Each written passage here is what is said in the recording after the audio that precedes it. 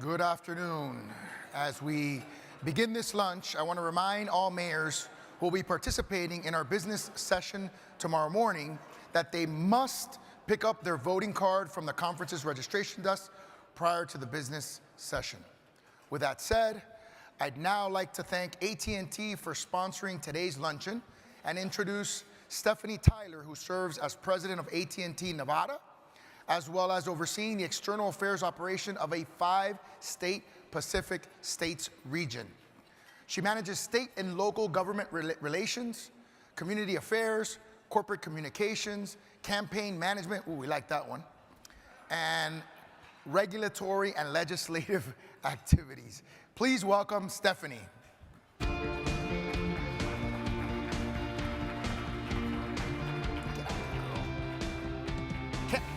Campaign activities, that one. I confused her by staying out. Good afternoon, everyone. I could say I'm between you and your lunch, but it looks like you're in your lunch, so that makes me very happy. Thank you, Mayor. My name is Stephanie Tyler. I work with AT&T, and we are proud sponsors of this conference. I first of all want to acknowledge my dear friend, Mayor Hillary Sheevy, for her unwavering passion and commitment to ensure that all Reno residents had the best possible connectivity. And that's what I want to talk to you about briefly today, is about the importance of making connections and about connectivity. She is committed to this community and to seeing that we have the best possible ability to connect and remain close to our families and our work. We all know the importance of connectivity as people that are involved in city government, whether you're a mayor or you work as staff or you're someone like myself who supports these wonderful communities. For students who need to have connected devices such as laptops and tablets to complete their homework, to those in the workforce that need internet to apply maybe for their next job or do their banking or even do their taxes online, to small businesses that are finding innovative ways to reach new customers online. These connections are so very important. And for most of us, access is just part of our daily lives. We really don't think about it that much. However, we can't ignore the fact that many people across the United States don't have the option to connect online at home.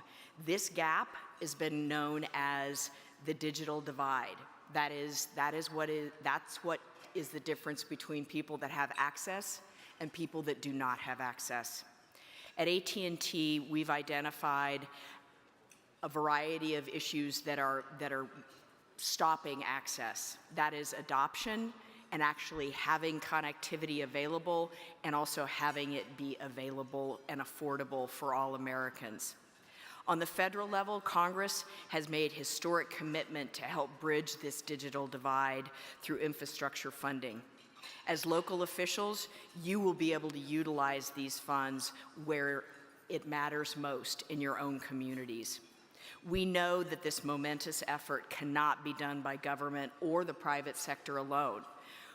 We are going to need to collaborate with local leaders, business experts, industry experts, community advocates, and organizations. We all need to work together to bridge this digital divide. Each of you serve your constituencies in unique ways, and you have unique constituencies. We want to come and meet you where you're at, and that is in your local communities, because you know best what those communities need. Let me give you an example.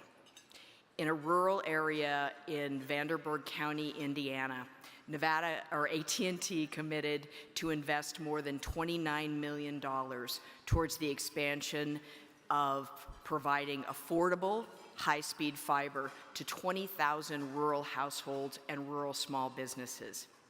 It doesn't matter where someone lives. It shouldn't matter what their income is. Every American should have access to connectivity and the advantages that it brings. I take great pride in helping to create those connections. By bringing the resources of the government as well as AT&T in conjunction to what you know your communities need, are how we're all going to bridge the digital divide together. So, as a founding sponsor and longtime partner of this conference, I would really like to thank you for the opportunity to speak with you briefly today. And again, I'd like to thank my very dear friend, Mayor Hillary Sheevy of Reno, for her commitment to bridging that digital divide. Thank you.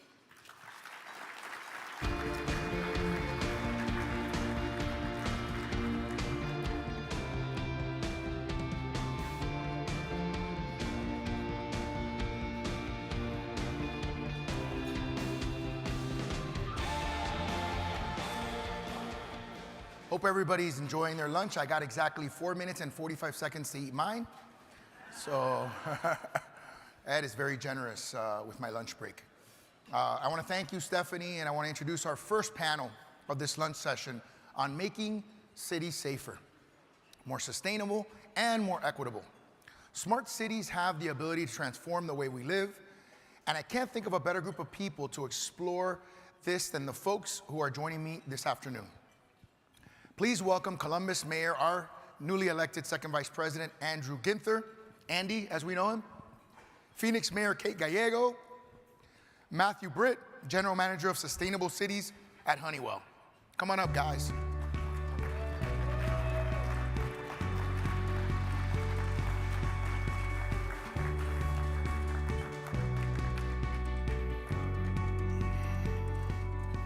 Andy's beaming. He's like beaming. Look at this guy. I'm smiling all morning. Why don't we give him a round of applause? I mean, it's your day today, bro. Thank you. Enjoy it. I want to invite Matt to say a few words, but first we have a short video from Honeywell that we want to show you.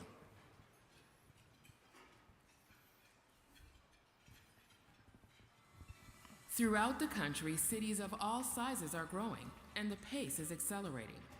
Rapid development can strain budgets and infrastructure, or create opportunities for smarter growth. And what sustains smart growth is data. Data to make cities more livable and innovative for people and for business. Let's bridge departmental silos to see the big picture, help funds go further, and create safer, more resilient environments. Because a city that builds for safety, sustainability, and equitability is a city that fuels smart growth, giving people the opportunity to become more. The expectations are great, and so are the possibilities for your citizens, for all of us. We're ready. Are you?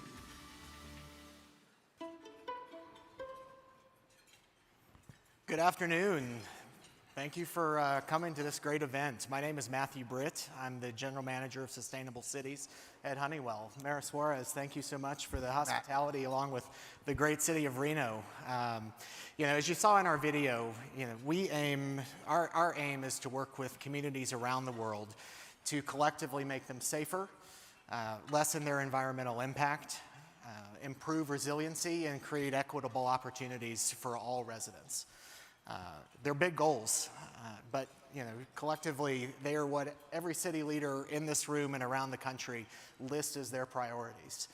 At Honeywell, we believe public-private partnerships are key to making these goals achievable, but it starts with dialogue. So we're happy to start that today. Thank you.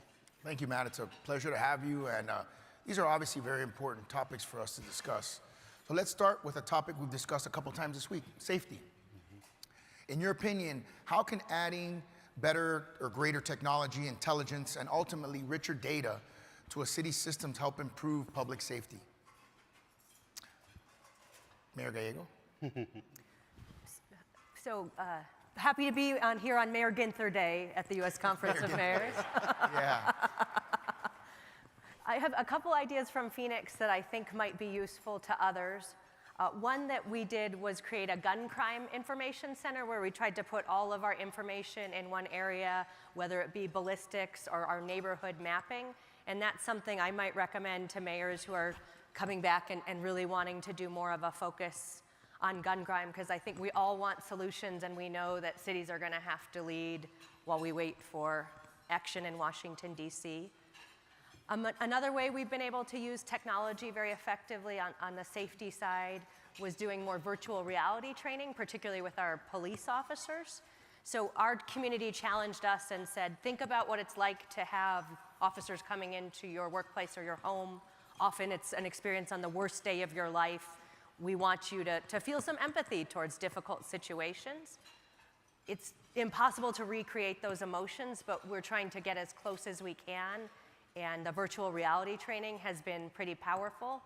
I did a partnership with Axon where we put on the headset and I got to go to a call from the perspective of a police officer and then from the perspective of a domestic violence victim, and it just the 3D immersion. I remember the experience much more vividly than if it was just a conversation, and I thought that was a powerful way to use technology. And then the third example that I think might be useful is we have partnerships where we're using drones to collect traffic information and safety, trying to be a Vision Zero community. And we also have a partnership with No Traffic that does AI information where we can look at which signals have the most red light runners. We can, in more real time, control what's happening and really target our hot spots from a public safety traffic perspective. So those are 3 ideas that I hope might be useful. Mayor Ginther? Well, as mayors, we reject false choices. We believe we can support law enforcement, our police, and demand change and reform at the same time. And so a couple of ways that we've really leveraged technology and innovation to help with that is we're on our second iteration of body-worn cameras for our officers, and it was a top priority in my first term, and now technology innovation has come so far in the process of making another significant investment. Initially, you can imagine there was a little consternation about body-worn cameras. The biggest advocates have now become our officers because accountability and transparency go way up on both sides of the camera. We're also using innovation and technology to develop a real-time crime center. As many of you have seen violence increase in the last few years, it's incredibly important while we continue to invest in more officers. We also need to invest in technology to make sure we're using our resources effectively as possible.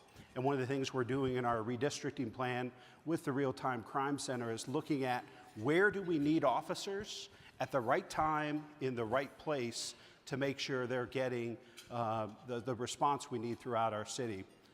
Those are a couple of things. Look forward to sharing some more. Thank you, Mayor. Matthew? Yeah, you know, I'm a firm believer that a city isn't truly smart unless its residents feel safe. So as a result of that, public safety has been a highly impactful solution for our city customers because we help them, reduce both violent crime but also petty crime, and thereby improving quality of life for everybody. But public safety isn't really about just deploying more video cameras, right? It should be about integrating a diverse mix of systems through a common IoT and data platform. Adding analytics on top of that to serve as a force multiplier, for the police departments and others, to really be able to give cities an opportunity to leverage their human capital resources and technological and physical resources more effectively. Systems such as fire, life safety, access control, building management, and traffic management all play a role in city-scale public safety. The key, though, is integrating those systems together, for better situational awareness, and faster response times in emergencies. So, with IoT-based technologies, with AI and machine learning, we have the ability to really help cities drive outcomes that otherwise, are just simply unachievable. I think that's really important. It's not just about the data, it's what you do with the data, right? How do you analyze the data, whether it's through additional technological resources or whether it's through just making resource decisions or allocation decisions. For us, it's a little bit of that. It's also about telling the story, right? I think, when you want to instill confidence in people and the strategies that you're implementing, the data can help you weave that story. So that's a great perspective. Let's now talk about another important topic, which is sustainability.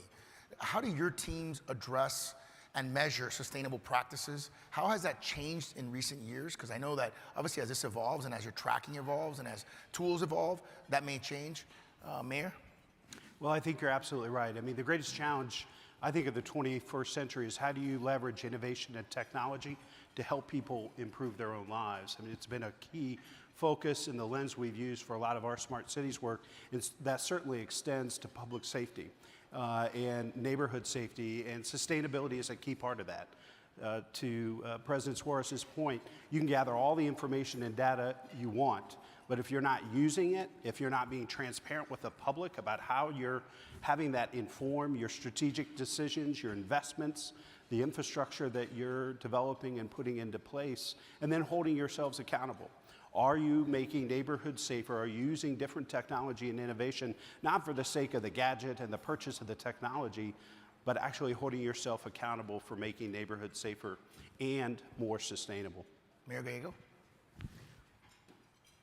We have had a great partnership with Bloomberg and What Works Cities, and that has really helped us look citywide and think about what we need to be measuring and then how to communicate it with our residents, what it means.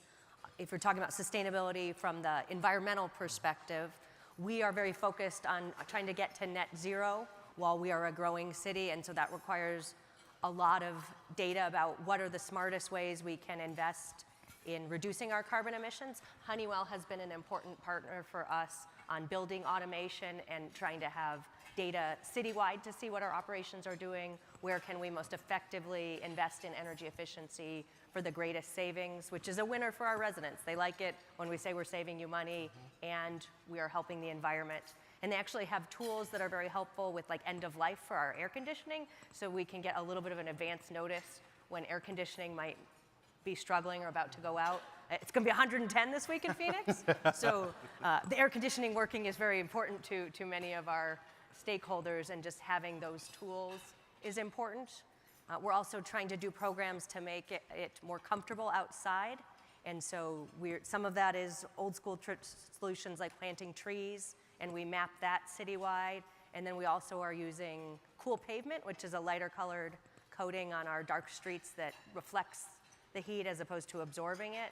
And we've been measuring throughout the city and found about a 10-degree change, which is enough that our residents can feel it. And so again, it's trying to put that data into practice. You know, Mayor Gallego, in the Middle East, they call that winter. Matt, how about you? What is Honeywell doing to help cities become more sustainable and measure their successes? Yeah, I think all cities, no matter how large they are or where they're geographically located, they have a lot in common.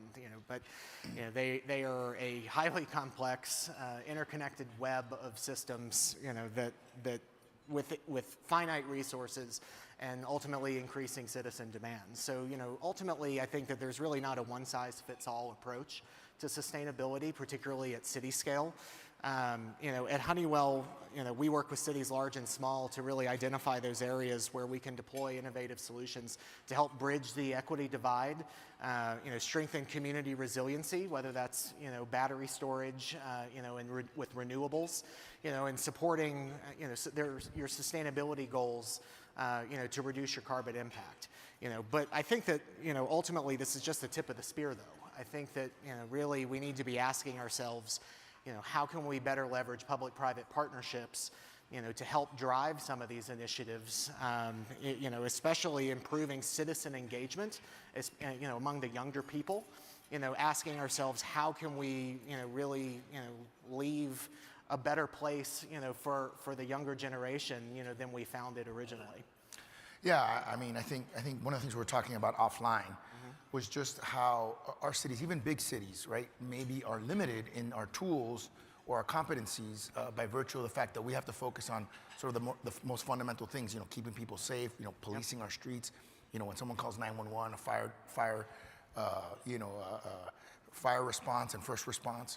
So, it's tough for us to be able to go beyond some of those capabilities. So we need those, private-public partnerships to help us leverage our ideas, our ideals, and be able to be responsive. So we've talked about safety and crime. Obviously, we've talked about sustainability. Another fundamental issue in our cities is fairness or equity, right? How do we know not everyone is born at the same starting line, right? And what are we doing so we can look at ourselves in the mirror in the morning and know that we're giving everybody in our city an opportunity to be successful? That's really our challenge. So how can data help us create more equitable experiences for our citizens? Let's start with you, Matt, since we sort of ended with you last time. Yeah, no problem. So, I think that you ultimately can't change what you don't measure. So the smart city industry as a whole has really pivoted over the last few years, from a vendor-led approach to sell shiny things, to cities, to really a city-led approach, really aimed at, driving better decision-making with data. So when you bridge those departmental silos together, to allow for easy and secure data sharing, and then apply analytics on top of it, to that cross-departmental data, you've got a tremendous opportunity to really, make profound operational and strategic value for your residents. Data combined though with energy solutions, for example, can help improve social equity, providing your economically disadvantaged citizens better access to city services, while also increasing response times, and just generally being able to deploy resources where they're truly needed at any given time, and knowing where to deploy those resources at any given time, which ultimately, at the end of the day, creates better outcomes for everyone involved in the city. Mayor Gallego? We are trying to operationalize exactly what you just described. We had a problem especially when I was first elected, being resource limited, that we would really be complaint driven. So we would put the services where people complained the most, and that was not good from an equity perspective. That did tend to push more resources towards wealthier areas. So now we're trying to get tools throughout our city to be objective about where we're putting our investments. We surveyed our residents, and they, throughout the city, felt they were not getting their fair share of pothole investments. So it was common, no one was happy. And we then invested in a pavement maintenance van that drives throughout the city and scans and tries to really provide actual data about who has the worst potholes, because it turns out everyone in the city thought they had the worst potholes. But when we can say it's a van making a decision, it's not political. And then we've also invested in a variety of other areas of the city, such as streetlight maintenance, and having similar data gathering throughout the city. So again, it's driven by data and not by who has that awesome neighbor who complains on their behalf all the time.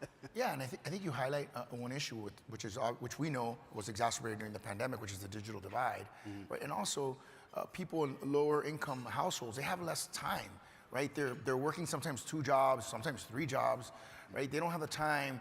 That doesn't mean they don't have the concern. They just don't have the time or the tools to be able to log the complaints. So I think it's our government's responsibility to find ways to address their problems without the need for them to have to express it like people can at the upper ranges. Andy? Equity is not equality. And that's a difficult thing for a lot of the folks that we work for to understand. And so if equity is the heart and soul of your policy agenda, as it is for us in Columbus, you better have data. And you better be able to demonstrate to taxpayers and residents why you're making investments in neighborhoods and neighbors that have been left out of the community's success. And when I can show the data that African American babies are 2.5 times more likely to die before their first birthday in Columbus, and it's being driven by race, not necessarily access to health care and taking a look at social determinants of health. If you lay out that data in your plan, your agenda, you're able to make significant change, but you've got to use data to have folks understand why you're making strategic decisions to bring about greater success and prosperity for the entire community. I think that's so important, Andy. I think, we live in a limited resource environment. And so obviously when we dedicate resources to someone or to a cause or to a neighborhood, inevitably there's scrutiny, right, as to whether or not that's the best allocation of resources, or is it a fair allocation of resources, and why are we not getting it? Yep. And I think you're right. I think data gives us the tools to make the arguments that say, look, people are getting left behind. We have to oversupply in terms of resources, because, by the way, everything is connected. This is one of the things that we talked about in the homelessness panel that we had. There's a misperception that if you are neglecting one particular area of your city, it's not going to come back and affect another area of your city. And so I think it's on us to sort of articulate that connection, but data certainly helps us tell that story. So thank you so much, all of you. We're going to wrap up this conversation here. It's been a great dialogue. that will continue, obviously require continued collaboration to solve. I want to thank our panelists Matthew Britt, Mayors Gallego and Ginther for their perspectives. Thank you, guys. Thank you.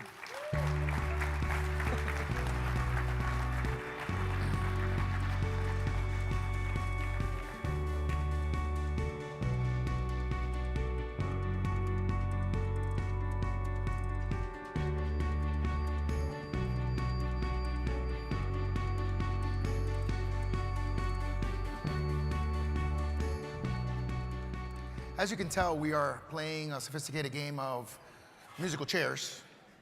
We just took a chair away, so we'll see how many panelists we invite up here. In our next discussion, we're going to focus on mental health and mental well-being of our nation, building a social revival, fostering social connections and mental well-being in our cities speaks to the need we are hearing in our community from those who feel powerless, disconnected, and lost. And the story for our young people is disturbing. In a recent Harvard study of young people between the age of 18 and 29, 52% believe that our democracy is in trouble or failing. And more than half of young Americans report having felt down, depressed, and hopeless. 25% have had thoughts of self-harm, and at least several times in the last 2 weeks. It is now my pleasure to invite to the stage our second vice president, now our first vice president. He's got to change that on the talking points there. Reno Mayor Hillary Shivi, and also to welcome to stage a good friend, Dr. Vivek Murthy.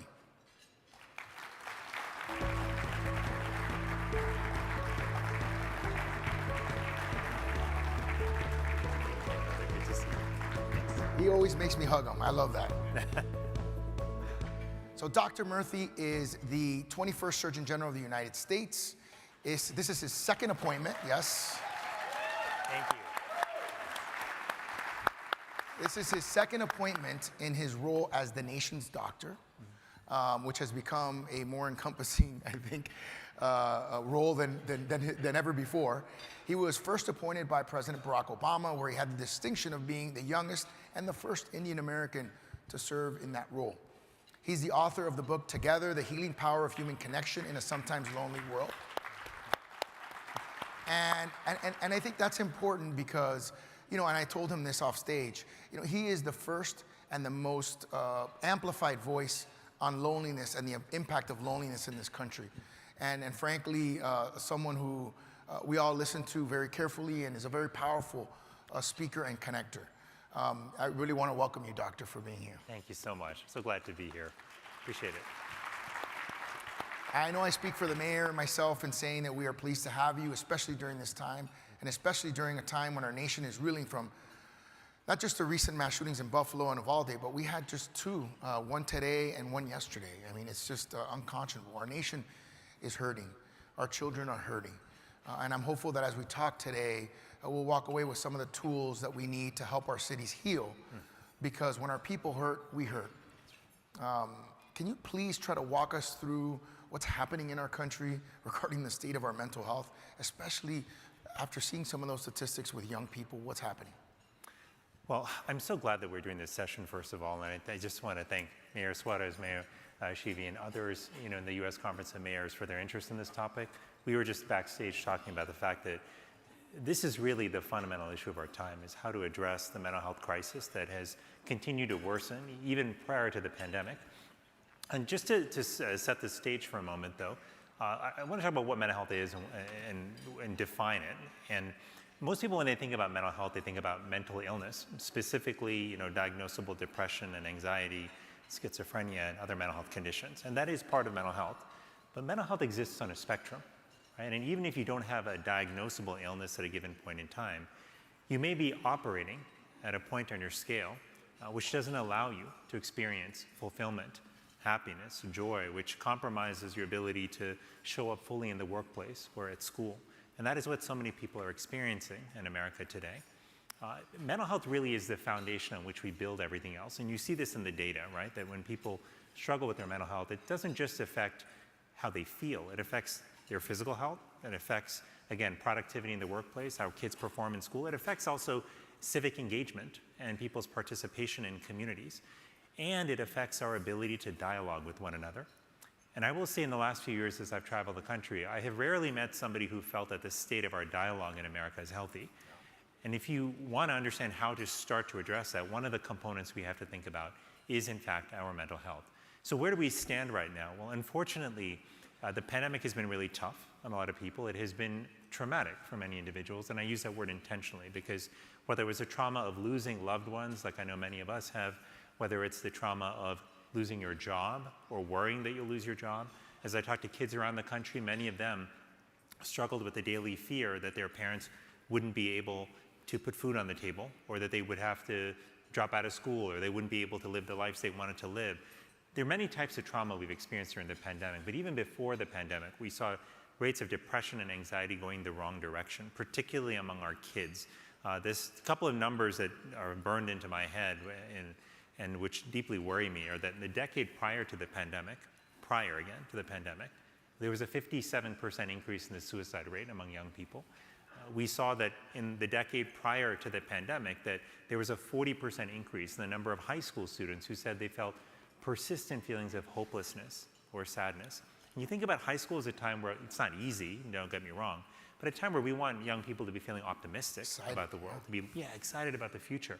And many young people are not feeling that. And they say that again and again and again. And when I do roundtables with young people around the country, whether it's in surveys, however it is, our young people are telling us that they are in crisis. And so the question is, how are we going to respond now? And I just want to emphasize one last thing, that this isn't just like one of many side issues. This is the issue that connects to all the other issues, right? If you're thinking about everything from educational attainment in school to substance use disorders and the opioid crisis, if you're thinking about the crisis that we have with when it comes to violence, when you think about any number of issues that are affecting our cities, mental health is an important piece of this. So we've got to think about how to make this moment different. And I do think we have a window of opportunity here. I think that's what's exciting right now. That I was just telling Mayor Sheevy actually a few minutes ago that there's no other time in my lifetime where I think we've had the opportunity to do as much legislatively, programmatically, and culturally to change fundamentally how we think about mental health, but how we invest in the kind of programs that are going to help our kids and help people across the spectrum. So a lot to do, but I think this group in particular, the U.S. Conference of Mayors, has to be an important and essential part of that solution because the country needs you to be, because you have the benefit and the, I think, privilege of being in this position where you have great expertise, you have levers that you can pull, you are trusted in your communities, and you're also close to your communities. And as we've learned during the pandemic, nothing happens without trust. And so the trust that you have is just invaluable. So well said. Mayor Sheevy, you've done such great work on mental health. What can we do as mayors in the cities to understand what Doctor has explained in terms of the mental health spectrum and how it can integrate into a society that is a healthy society? Well, first of all, thank you so much. And I am just absolutely thrilled to hear you say that this is the time now more than ever. So, and we're very excited to have you, obviously. And I was so impressed actually backstage talking with you, and you really, really understand it, and you get this, epidemic that is so massive. And so thank you so much. It really, we're in good hands, so thank you. And also, I want to say thank you, President Suarez. You have been phenomenal because you know how much mental health means to me, and I'm so honored to be able to chair the Mayor's Task Force on Mental Health. I learned a lot in the last year, but honestly, just kind of going back a little bit about my story, I kept it hidden my whole life that my family was very, very dysfunctional. I had 2 siblings with bipolar and depression, and unfortunately, I lost them last year due to mental health. And I never talked about it, and especially as mayors, we live a very public life, and I didn't want to embarrass them or shame them, right? And now, finally, I feel like it's the most important work that we will do in cities, talking about mental health and how to provide better access. I'm the mayor of my city, and I literally had to try to get my brother arrested to get him mental health help. So we've got to stop using our jails as mental health hospitals. We've got to stop and using our police resources as mental health providers. That is asinine, it's crazy. And then not to mention on the other side of that, talking about, our public safety and making sure we get them the tools, because obviously you don't want officers out on the streets that have been through so much trauma that it's not safe for them to be out. And literally, like in our cities, we're like, okay, take 2 days off and then get back out there after experiencing a ton of trauma. It's crazy, right? But there are things you can do, and I would tell you this should be number one. If you don't have strong mental health in your cities, then, look at your economy, look at the workforce. Everything that you do, it should come down to mental health, and I'm not kidding you, right? But I will tell you this, so one of the things, I'm so fortunate, I think they're here today, but Kat Geiger and Cornelius Sheehan, they came to me and they're local providers, and I will tell you, they came together and they brought tons and tons of providers on Zoom, because it was during the pandemic, and they said, how can we help? And so first of all, I would say work with your local providers, and that can be a tremendous resource. And they also didn't know, they were like, wow, we've never worked with you, right? And I think that was the one thing that changed in the pandemic. Now more than ever, mayors are working with their healthcare providers, right? We never did before. We always worked with public safety and fires and floods, but then it became all about healthcare, right? So I would say first and foremost, work with your local providers. They're out there and they do want to work with you. Mayor, thank you so much for sharing yeah. I'll note you've gotten the biggest applauses of the day. No, I really want to thank you for opening up. It's so hard, like you said, to open up in our line of work, because you always feel like someone's going to judge you, right? But I think what you've highlighted is that mental health and mental health issues are very personal for all of us. It touches everybody's life. There's not anyone, and that's why I think there was such a big applause, right? Because I think everyone is sort of emoting and connecting with you and saying by their applause, like, this is us too, you know what I mean? These are the experiences that we've gone through. Doctor, you've really focused on a critical issue, which is loneliness and disconnection, as a key to reviving our cities and societies. Unpack that a little bit for us. We see in these mass shootings, we were talking about it off stage, there's a thread of loneliness and isolation, oftentimes with the perpetrator, the person who's doing this. How do we wrap our arms around this big issue as policymakers? Yeah, it's a really important question, and I'll be honest, I didn't come to this issue because I was sitting, in my office one day and I thought, why don't we talk about loneliness? I came to this actually because I was educated by people around our country who, when I would do in town halls and communities across the country or sit with people, in small groups, they would often tell me stories about loneliness. And they wouldn't say, hi, my name is Vivek, or Hillary, or Francis, I'm lonely. They would say things like, I feel like if I disappeared tomorrow, no one would even care. Or I feel like I have to carry all these burdens in my life by myself. Or I feel like I'm invisible. And I would hear this a lot from young people as well. And so as I dug into it, I came to see that the statistics were actually quite striking. And depending on what stats you look at, there are more people who struggle with loneliness in America right now, more adults, than adults who actually have diabetes. And if you think about how many people, which populations across the age spectrum are suffering the most, you might think, well, maybe it's the older person who's living by themselves and who doesn't have family. It turns out, though, that one of the highest rates of loneliness is among young people, among young adults and teenagers, despite how connected they may be by technology, and in some cases because of the nature of the technology that they're using, and social media in particular.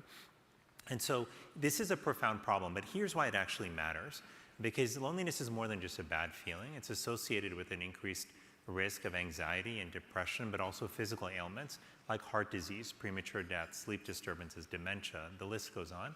And we know that when people struggle with loneliness, they're less creative, less productive at work.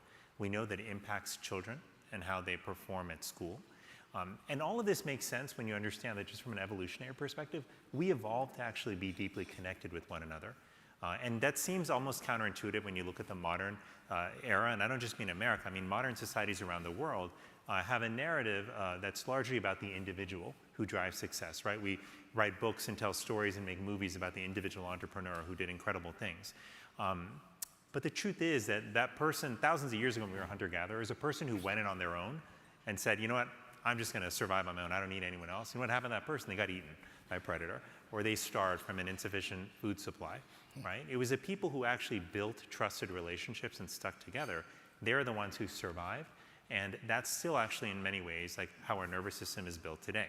So the reason I think mayors are so important here is because to rebuild community and connection, which I think is one of the most important drivers of mental health and well-being, we have to do that on the local level. We're not going to pass some federal law that says everyone has to be connected, right? What we do have to do, though, is examine how we can create opportunities in local communities for people to strengthen that connection.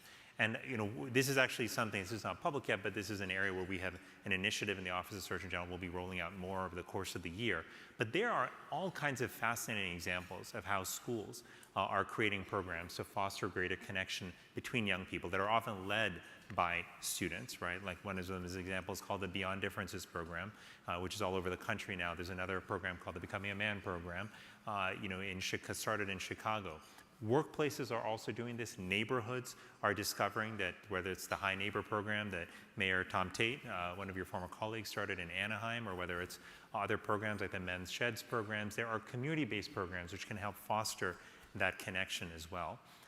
But in my mind, like, we have an opportunity right now to go from a place which has been an American crisis with mental health to what I think of as an American revival. And at the heart of driving that revival is going to be building those ties between individuals.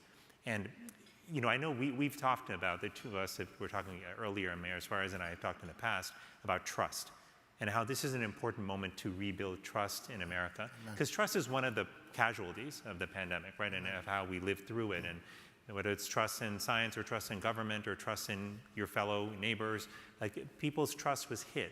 If we want to rebuild that trust, again, it starts through relationships. There's a reason that when people change their mind about getting vaccinated, that the primary reason for most people was not because they saw a billboard. It was they heard from someone they trusted, a family member, a friend, their doctor. And so as we build relationships, as we strengthen human connection, we have the opportunity to rebuild trust, to contribute to people's health, to create stronger schools and workplaces. But that's why I think this is really at the heart of what we need to do to engineer that American revival and to ultimately address the mental health crisis that we're in.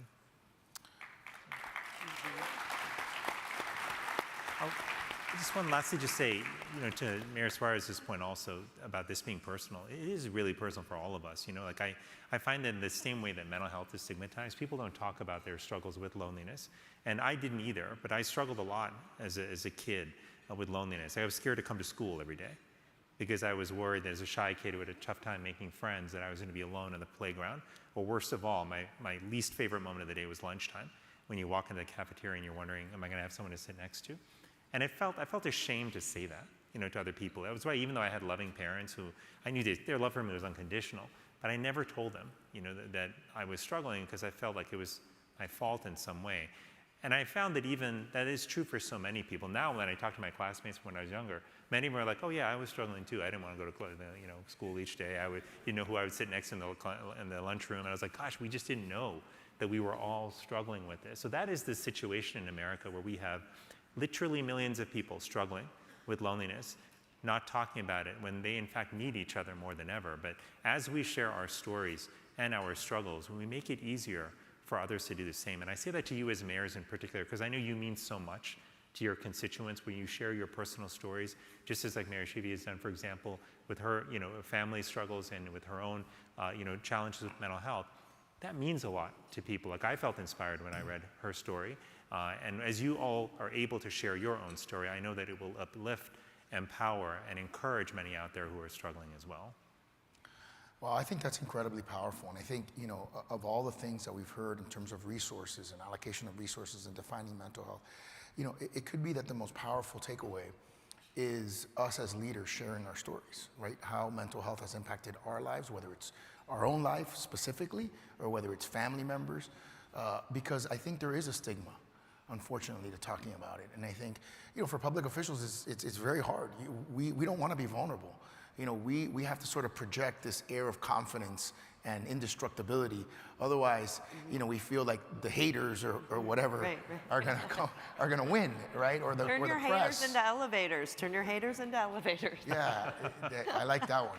I like that too. Haters into elevators. But I think that's part of the problem, if to be honest with you, is that we have to act like we are so strong. 100%. And that is really damaging. 100%. And I think that's why it hasn't been addressed in Washington to the level that it needs to be. Yeah, I agree. And again, it's something that is incredibly personal. You know, I remember when I was a kid going through some tough times as well. I was a mayor's son. That was a very awkward sort of derivative existence. And, you know, transitioning from one school to another, you know, I went through my own struggles. And so, you know, it's something that I think no one can avoid. You know, there's probably no one, even the most confident person, hasn't had moments of doubt, haven't had moments of downness, right? Haven't had moments where they feel overwhelmed or lonely, et cetera. And certainly some people feel it at a level where it impairs their functionality. But I also, you said something just a minute ago that I wanted to just sort of touch on. It's not really on the cards, but I think I like the free-flowing conversation a little bit better. You talked about sort of this new world where the games, right, where the games for children or young adults or even adults are at some level social, but at some level maybe not so social, right?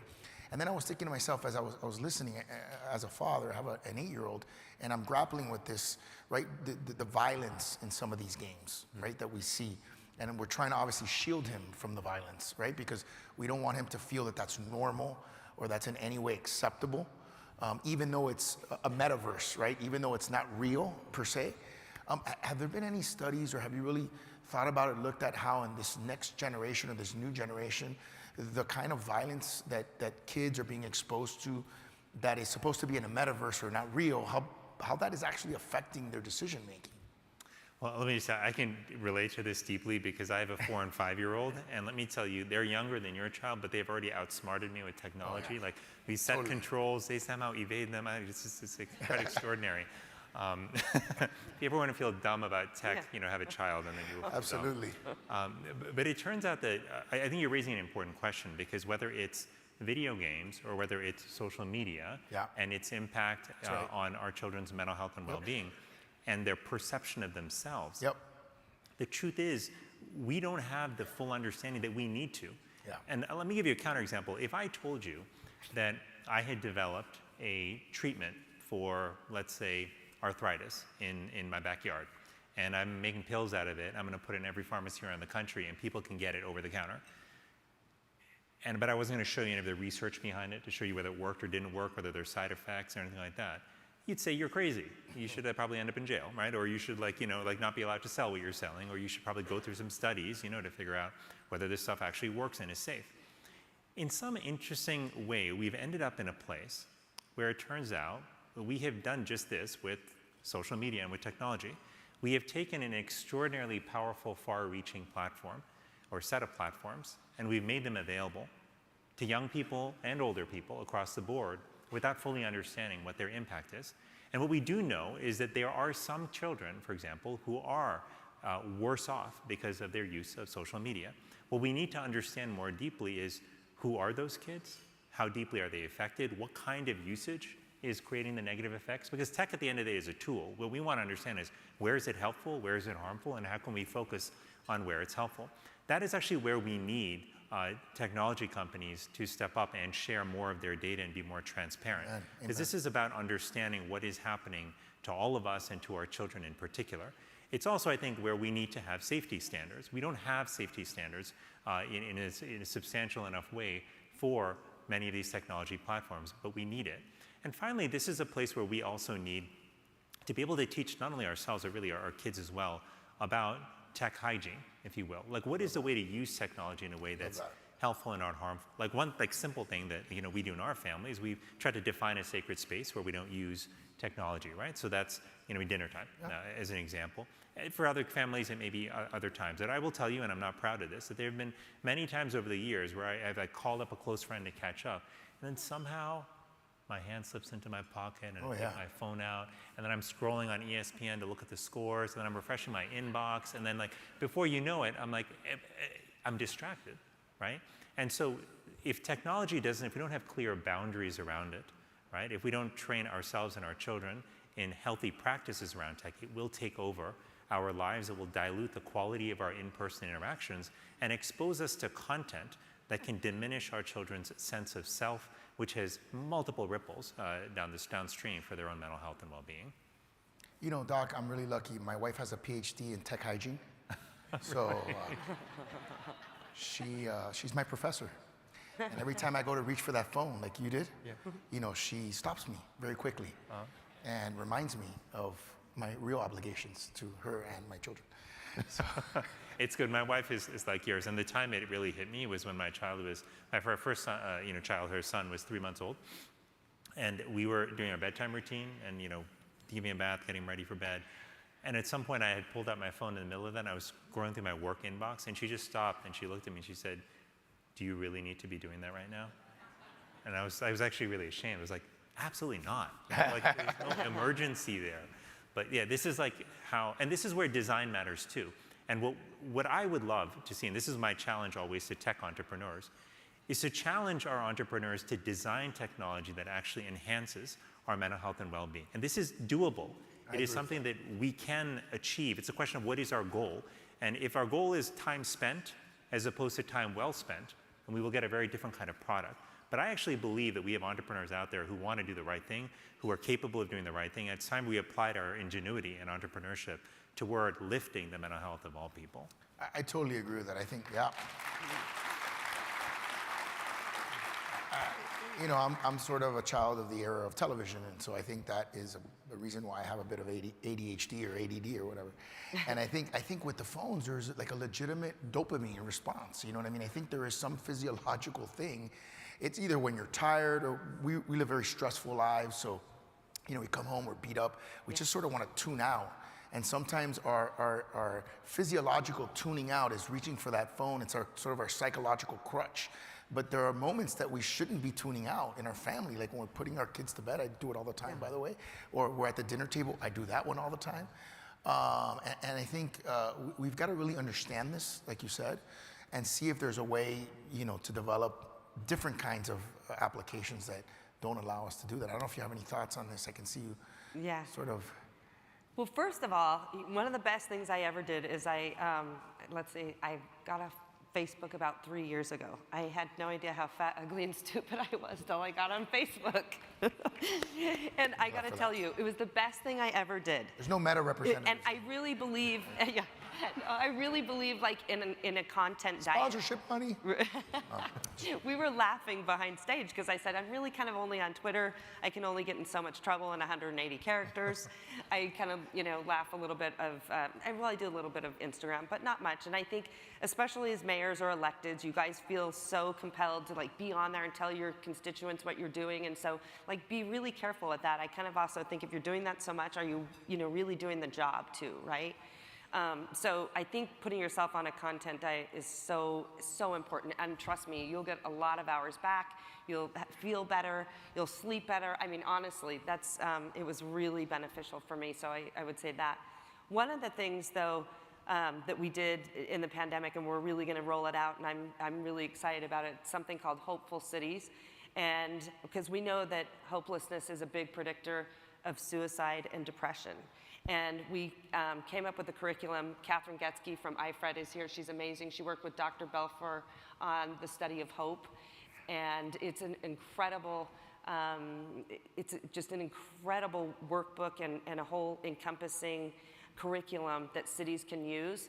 I think she brought a whole bunch of playbooks here. I don't know, but I'm going to make her pass them out. And I'm excited to roll it out because it's really something that cities can start to adopt and kind of look at the study of hope, because we think about hope like, like a wish, like, I hope I get to do this, or I hope I get to do that. And we can really sort of teach people that hope is like a muscle and we can build upon that. I like that. And so anyway, so that's part of what we'll also work on with the Mental Health Task Force, is rolling this out in free resources to schools. And I always say we got to do it early and often.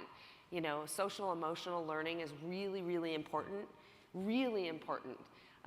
You know, we haven't taught life skills. And I think that's, you know, something that's sorely missed. I'll finish with another anecdote. I mean, my dad is sort of the eternal optimist. I mean, some of you met him. He introduced me at the last meeting in Washington. But I grew up sort of a natural pessimist, right? I mean, it was just when I was young, I don't know why. Part of maybe it was a little bit of my mom's side. I always sort of looked at the glass half empty, you know, and I just remember I was about 18, 19 years old, and he said to me, you know, one day I was particularly down, and I said, you know, Dad, my life is terrible, all these things are going wrong, and this is awful. And he sat me and he said, son, you have this going for you, this going for you, this going for you, this going for you, and this going for you. And they were all true. They were all facts. And what I realized is he was teaching me a very powerful lesson. Life is about perspective. When you wake up in the morning, you can think about the things you don't have and be down about it, or you can think about the things you do have and be happy about it.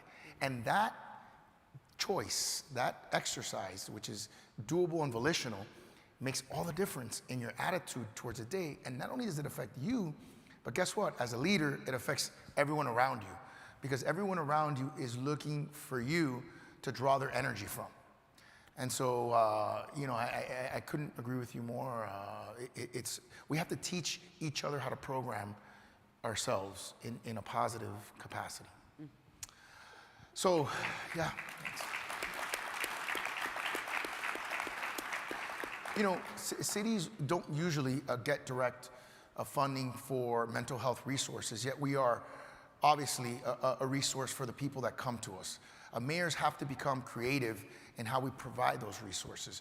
Mayor Shivi, I know this is, like you said, an issue that's both professional but personal for you. And as mayor of a fast-growing city, you know, how have you worked in the programs that you have to sort of increase mental health services and address the issues of this stigma?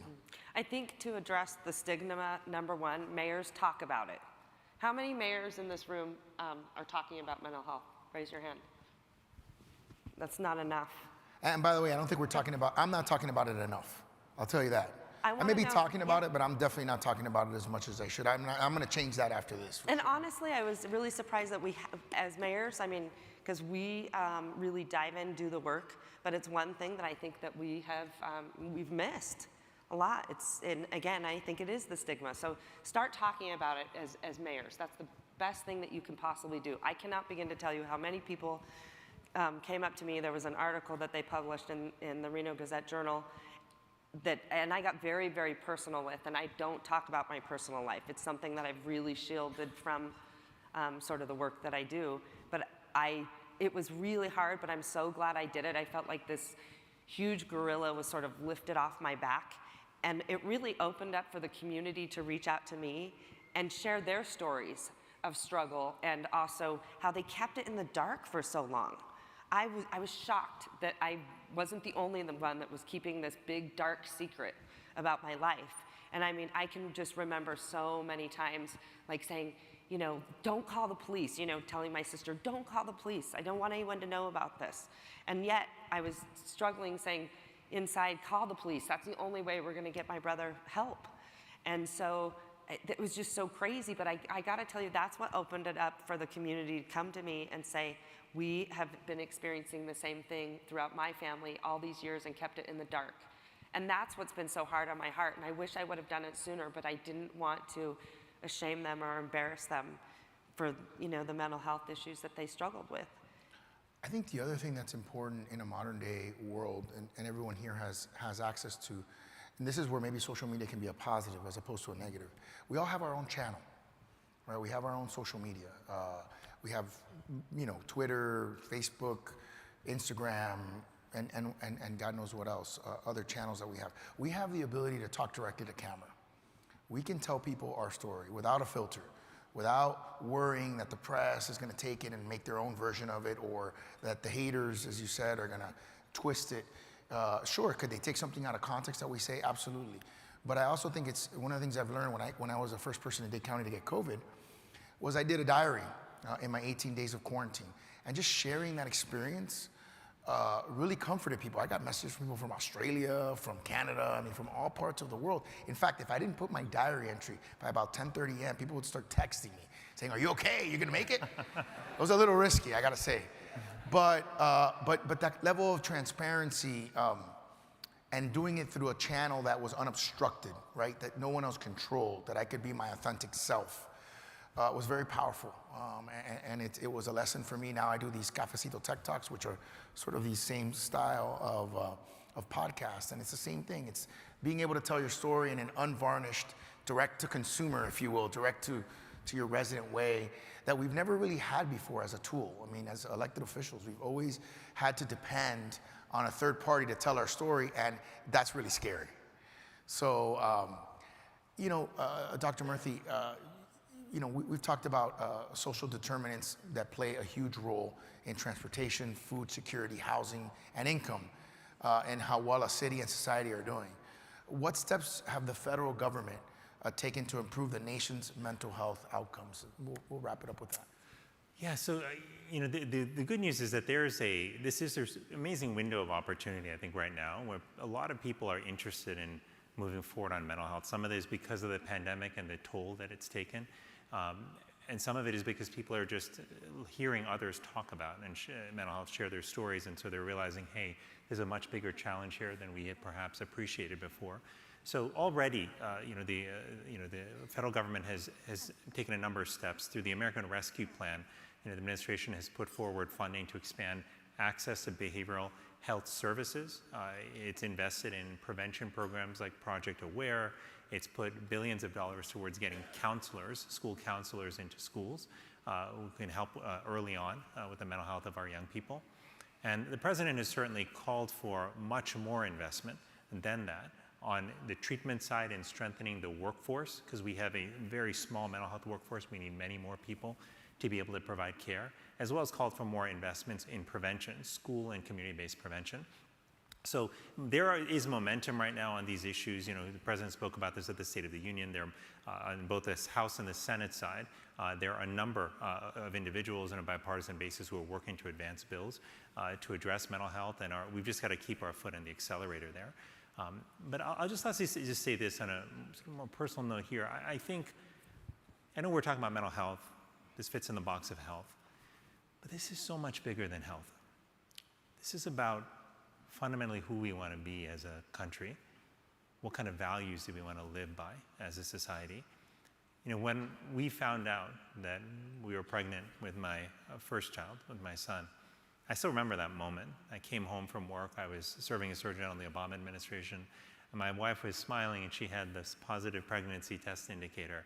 And we both looked at it just in disbelief. And we sat down on the bed together, and we were like, oh my God, we're going to be parents. And then, of course, after that moment of excitement, maybe it's because I'm a guy, maybe it's because I'm a dad, I don't know. All of a sudden, there's panic, like, oh my God. We need a bigger house. Do we need to get a car? Do we need to do all these different things? Yeah. But honestly, the part that worried me the most, that gave me the most angst, was thinking about what kind of world we were bringing our child into, right? Was it a world that was going to be safe for our kids? Was it going to be a world where if our child fell down and made mistakes, as they inevitably would, that there would be somebody there to lift them up, to give them the benefit of the doubt? And I wasn't sure, right? But what I do know is that this is a moment where we have, perhaps more than any other moment in recent history, an opportunity to change that, to drive a shift not only in programs and policies, but a cultural shift in what values we choose to build our lives around. This is, I believe, an opportunity for us to create a new social contract for America, a social contract where we commit to treating each other with respect, where we commit to looking out for one another, recognizing that our collective interest matters more than just our individual interest. And I also believe that this is a moment where we have to commit to making common sacrifices for the common good. Those are part of the social contract that in times past in our history as a country, we have committed to, we have acted on, and we have been better off for it. But the question is, are we willing and able to do that now? And I think we have to, because I want us in 5, 10, 15 years down the line, when we're sitting with our kids and our grandkids, and when we're telling them about what we did at this pivotal moment in American history, I want us to be able to tell them that at a time when many people were wondering whether they truly belonged, we helped them find community and see that they in fact did belong. That at a time when people were wondering, like, are we really going to get past these profound changes, and challenges rather, like gun violence, climate change, racism, other challenges that we face as a society, economic inequality? I want them to see that, us to be able to tell our kids that yes, we were able to get through that because we stuck together, because we worked on the collective and common good. And finally, I want us to be able to tell future generations that even though, yes, this was a time where there was a lot of anger and hatred and division and fear that you could feel in the airwaves and on social media, that this is a time where we stood up to say that that is not how we need to behave, that we are not locked into and imprisoned by that kind of behavior, but we can choose a better way that's grounded in kindness, compassion, and yes, love. And that's what the choice is that we face in this moment. It's a choice between leading and building a society that's driven by love, or one that is grounded and imprisoned by fear. And I think we have the opportunity to choose the former. And I say this to you in particular as mayors, because your leadership and your example matters so much. But I also know that in this effort to make our country better, that none of you can do this alone either. And so my hope is that you will give yourself moments of grace, that you will support one another in this process, that you will forgive yourselves if you falter from time to time, recognizing that you are just human, but also recognizing that you are just an incredibly important and central part of this effort to make our country the kind of country I know that it can be, centered on the values of love, kindness, generosity, and compassion. That's what will get us through to a better day, and that's why I'm so excited for the chance to be working with you on this broader effort.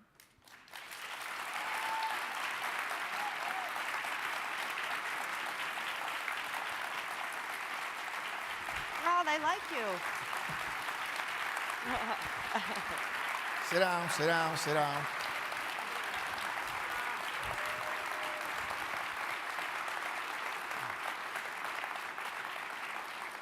It's funny, Thank you. backstage I said, is your mom proud? And by the way, you look so beautiful. He deserves this. He is really a crown jewel of our country. And I'll say this, I had a little bit more of a dramatic experience when I found out I had my first child. It was on Father's Day. Oh. Yes. And all of a sudden I hear my wife screaming in the bathroom. I don't know if it's true. I don't know if it's true. And so I go to the door and it's locked. And she's screaming on the other side of the door, I don't know if it's true. And I'm thinking to myself, whatever it is, it's not true. You know? And she opens the door. I open the door. She finally unlocks it. And she's kind of like hyperventilating. And I'm going, oh my God, what's going on here? She goes, if it's true, it's going to be your first Father's Day. So that's how I found out. Oh my God. And so I think we all had those incredible moments. But I'll just say this to wrap it up.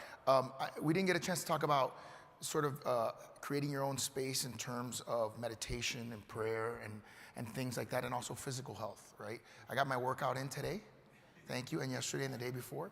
And I do think that physical health is also something that implies and implicates psychological health. And so I think we need to look at the mental health issue holistically.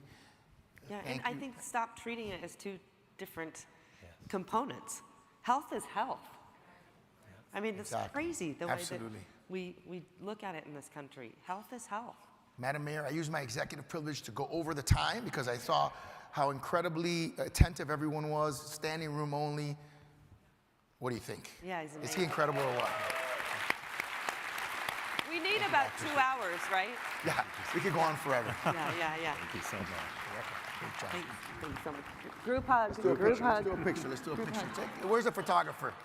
Get a photographer over here. Photographer? Nobody? Somebody take a picture. All right, we're good. I guess not. All right. All right. There we go. Here we go. I think Hillary, we got we got one? time for a Okay. picture. I'm killing everybody the time. Thank you. All right. Awesome, guys. Thank you. Thanks, everyone. Good job.